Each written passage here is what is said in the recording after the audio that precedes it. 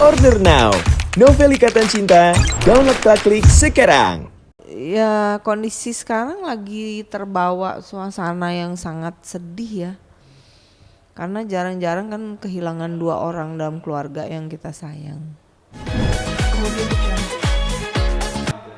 Iya, jadi sebenarnya saya tuh kondisinya memang sakit. Terus Papa Chan kan pergi nganterin makanan Kesha dan nggak nyangka juga kok nggak pulang-pulang. Di sini kan yang menjadi miris untuk saya nelpon, saya nanya, nggak ada yang bisa kasih kabar.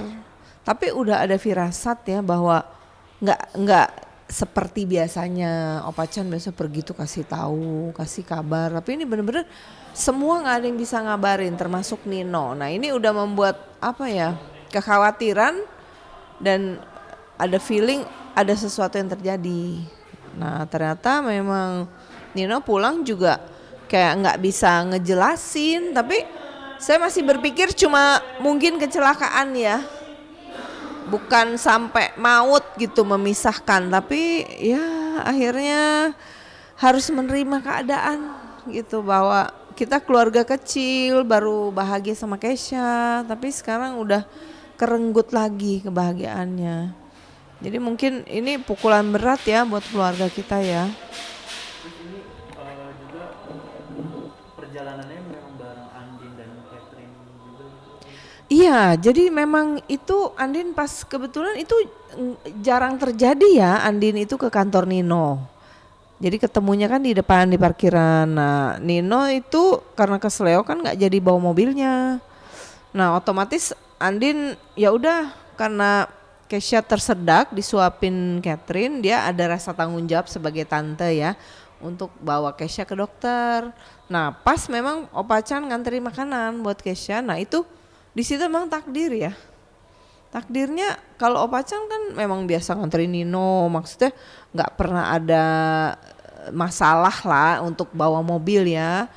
Nah ini kan sampai saat ini saya cuma baru dikasih tahu atas ya kepergian mereka, tapi penyebabnya belum disampaikan. Jadi Nino pun karena langsung ngurus jenazah dan sebagainya, Amar juga bantuin. Biarpun dia sebagai lawyer tapi dia ada rasa persaudaraan, ikut bantu ngurusin jenazah terus di rumah sakit. Jadi itu benar-benar pukulan berat sih buat kita. Karena Opa Chan tuh lagi seneng sama Kesha. Kita urus Kesha dari bayi sampai sebesar itu tuh rasanya udah kebahagiaan yang ditunggu selama inilah puluhan tahun ya.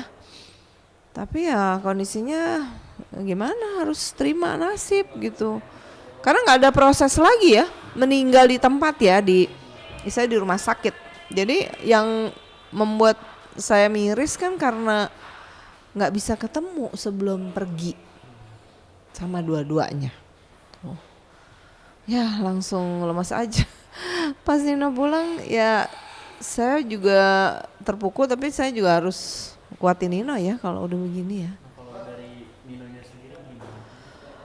Nino speechless sih, karena dia merasa nggak menyangka karena dia ya harusnya kan dia yang bawa mobil ya. Mungkin kalau dia yang mau bawa mobil mungkin dia yang mengalami. Nah di sini kan Andin untung juga selamat. Nah Catherine juga masih kritis. Tapi dia udah nggak bisa explain karena sangat-sangat sedih ya. Namanya anak kesayangan. Terus lagi lucu-lucunya umur begitu. Jadi saya sama Nino ya udah, kita ya kondisi sekarang lagi terbawa suasana yang sangat sedih ya. Karena jarang-jarang kan kehilangan dua orang dalam keluarga yang kita sayang. Oke. Oh ini. Yang update itu. Oh update ya. Oke, Umi ini kan tadi dapat kabar ya kalau misalnya keponakan Mami ngalamin ini ya, tabrak lari itu, mungkin bisa diceritain gimana sih? Iya, jadi ini kejadiannya di Tangerang. Keponakan saya tuh dari kecil tuh memang sering di rumah ya. Nah dia memang lagi jalan tiba-tiba penabrak terus kebetulan ada yang videoin di tempat kejadian. Nah ini saya sangat menyayangkan kepada orang yang nabrak anaknya Mbak Iin, tolong deh, ini tuh jangan menyepelekan. Kita bukan soal masalah ganti rugi, tapi ini masalahnya etika. Anda udah nabrak di jalan, tinggalin anak ini. Kalau ini nggak ditolong orang-orang, mungkin meninggal di tempat. Jadi hukumannya kan membunuh ya, buat dia gitu loh, buat Anda yang menabrak. Jadi saya cuma minta, tolong ini jangan cuek. Masalah ini tanggung jawab, datang minta maaf, apapun lah lakukan gitu. Karena ini anak di bawah umur, masih kecil. Nah ini kan sangat-sangat miris ya melihat tindakan mereka yang bawa motor sembarangan begini. Jadi dia nabrak, terus udah dia tinggal, dia naik motor, dia pergi. Tapi nomornya dicatat, kita punya semua, udah dihubungi. Tapi sekarang dia lagi matiin HP. Ya saya akan cari tahu dia. Kalau sampai nggak datang minta maaf, saya pasti akan saya bikin ribut gitu loh. Nggak boleh begitu. Karena ini masalah kemanusiaan, apapun yang kamu lakukan jangan sampai mengambil korban jiwa. Harus ditolongin dulu baru terserah deh urusannya ya gitu. Jadi ini pasti akan kita urus ya.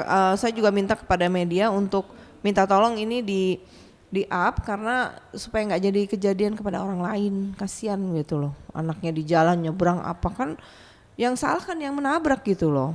Namanya nyebrang atau di pinggir kan kesalahan siapa, yang bawa motor. Jadi saya mohon media minta tolong ya supaya ini bisa jadi perhatian gitu. Untuk saat ini kondisi keponakan kami sendiri gimana? Untungnya ditolongin orang, jadi langsung bisa ke rumah sakit, ada yang nolongin secara medis ya. Jadi dia selamat. Tapi yang kita inginkan adalah ini orang efek jerah. Jangan menyepelekan orang, nyawa orang di jalan. Jadi ya jangan dianggap nyawa orang tuh ya udah tabrak terserah deh, anak siapa masa bodoh mati, itu nggak boleh. Kita sebagaimanapun kita udah bikin kesalahan, kita bawa lah. Urusan nanti tanggung jawabnya bagaimana ya nanti. Tapi yang penting jangan sampai nyawa orang sia-sia di tengah jalan. Itu aja saya menghimbau ya. Nanti juga pasti ada aparat yang akan turun tangan ya. Cuma kalau media kan biasanya lebih cepat, bisa langsung menghimbau supaya masyarakat juga lebih hati-hati, dan penabrak seperti ini jangan lagi banyak berkeliaran di jalan yang tanpa tanggung jawab. Kemudian